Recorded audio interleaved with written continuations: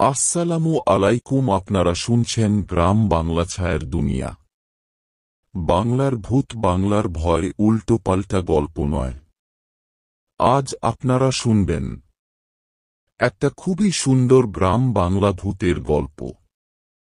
সাহিল ও রিনা দুজন ইউটিউবার বন্ধুর রহস্যময় কাহিনী। তো চলুন গল্পটা শুরু করি।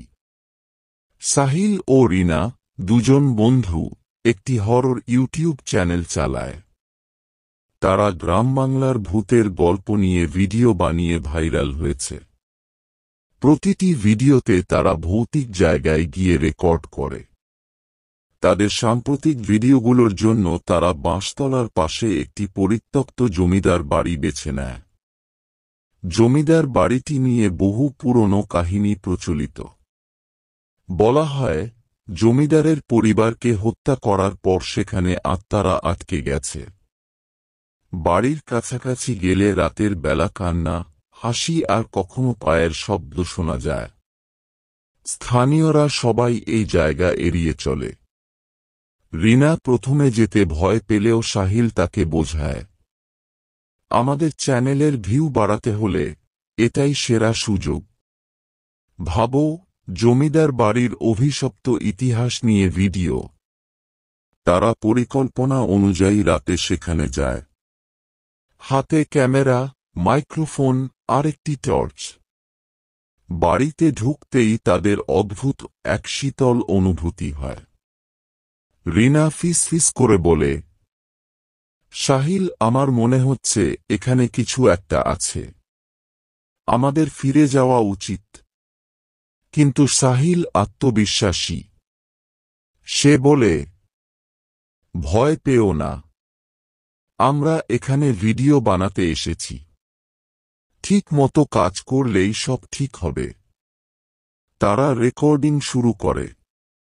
হঠাৎ ক্যামেরায় রেকর্ড হওয়া ভিডিওতে কিছু অস্বাভাবিক দেখা যায়।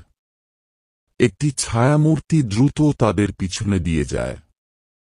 সাহিল সেটাকে উপেক্ষা করে। তারা বাড়ির গভীরে গিয়ে একটি পুরনো আয়না খুঁজে পায়। আয়নাটা কালো হয়ে গেছে, তবুও এর গায়ে রক্তের মতো কিছু দাগ রয়েছে। রিনা আয়নার সামনে দাঁড়িয়ে ভিডিও রেকর্ড করতে গেলে আয়নার মধ্যে একটি ভৌতিক মুখ ভেসে ওঠে। মুখটি বলল, তোমরা এখানে এসেছ কেন?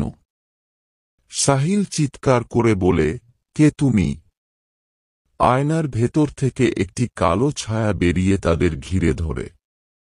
রিনা আতঙ্কে চিৎকার করে দৌড় দেয়, কিন্তু সাহিল জমে যায়। ছায়া তাকে কুণ্ডলি পাকিয়ে টেনে নেয়।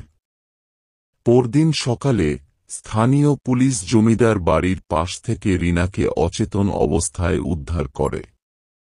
সাহিলকে খুঁজে পাওয়া যায়নি।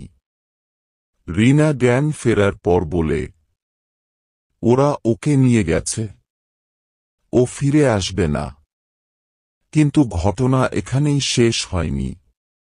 রিনার ইউটিউব চ্যানেল থেকে নতুন একটি ভিডিও আপলোড হয়। ভিডিওতে দেখা যায় সাহিলের বিকৃত মুখ আর তার ভয়াল কণ্ঠ। সে বলে, আমি এখানে বন্দী। আমাকে ছেড়ে যাও না। ভিডিওটি ভাইরাল হলেও রিনা আর কখনো ইউটিউবের দিকে ফিরে তাকায়নি।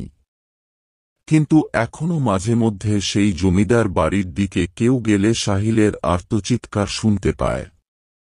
শেষ কথা, যারা সস্তা ভিউ আর জনপ্রিয়তার জন্য অতৃপ্ত আত্মার জায়গায় যায়, তাদের জন্য এই গল্প সতর্কবার্তা। কারণ কিছু রহস্য কেবল রহস্যই থাকা ভালো।